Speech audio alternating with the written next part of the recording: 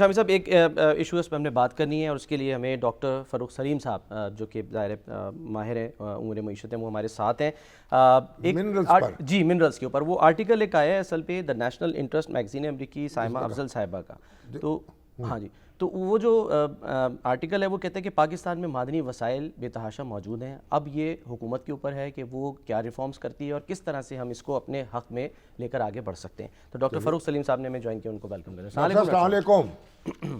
وعلیکم السلام، آپ خیریت سے ہیں؟ آپ کی دعا ہے سر۔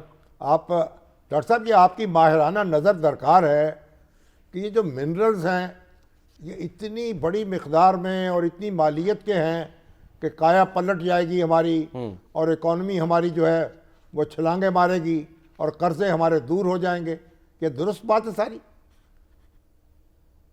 دیکھیے، امید سے یا نعرے سے یا کوئی کمیٹی بنا کے تو کوئی چیز حاصل نہیں ہو سکتی۔ معدنیات موجود۔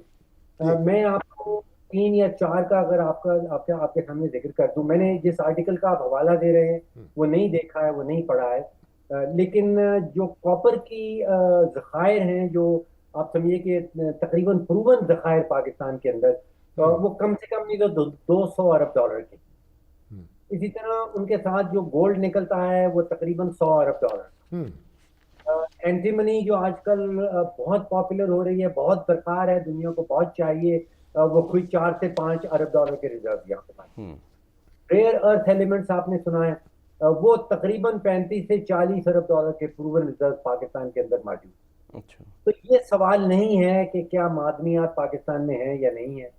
معدنیات پاکستان میں ایگزسٹ کرتی ہیں، بائرز ان کے پاکستان سے باہر موجود ہیں، تیار ہیں، اور وہ ایسے بائر ہیں جن کے پاس پیسہ، جن کے پاس ڈالرز کی کمی نہیں ہے۔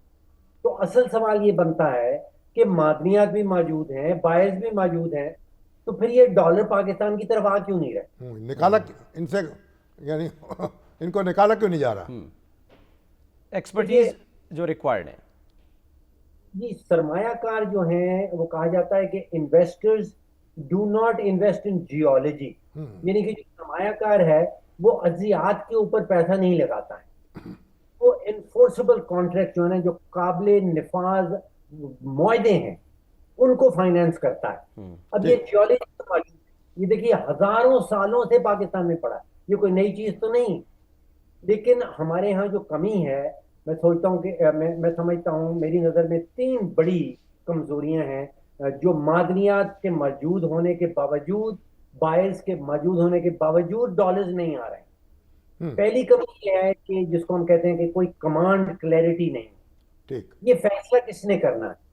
یہ وفاق فیصلہ کرتی ہے تو صوبہ اس کو الٹا دیتا ہے، صوبے اور وفاق کے درمیان کوارڈینیشن نہیں ہوتی، عدالتیں بیچ میں گھس جاتی ہیں۔ آپ کو یاد ہوگا کہ جو ایک معاہدہ کیا تھا ریکوڈک کا بیرک گولڈ کے ساتھ، سپریم عدالت گھسنے کے نتیجے میں آپ کو اور مجھے پاکستانی ریاست کو کوئی 8 ارب ڈالر کا ٹھیکہ لگ گیا۔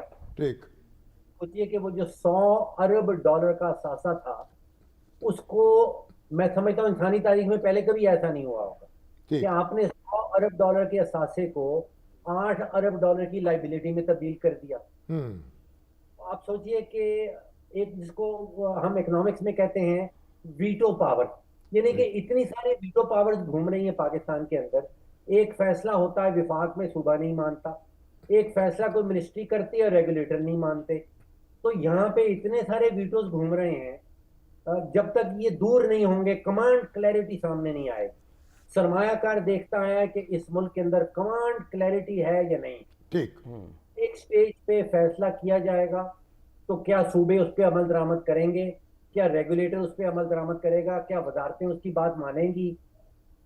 تو یہ کمانڈ کلیئرٹی جب تک نہیں آتی تو اس وقت اعتماد جو ہے انویسٹر کا، وہ یہ ہم سمجھ لیں کہ وہ جیولوجی کے اندر آگے پیسہ لگائیں گے تو ایسا ہونے والا نہیں۔ ٹھیک، یعنی جو پالیسی بنے وہ ایک تو دیر پا ہونے چاہیے، سسٹم ظاہر ہے وہ اس کو فالو کرے، دیر تک چلے گا تو پھر معاملات بہتر ہوں گے۔ دیکھیے پالیسیز کی کمی نہیں ہے پاکستان میں، اس کی ایگزیکیوشن کی کمی۔ تو پالیسیاں بہت ہیں، آئیڈیاز بہت ہیں، بے تحاشا ہیں پالیسیز بھی، ایگزیکیوشن نہیں ہو پاتی، اور جب ایگزیکیوشن ہونے چلتی ہے تو پھر پتہ نہیں چلتا کہ کتنے لوگ بیٹھے ہیں ویٹو کرنے والے. بالکل ٹھیک.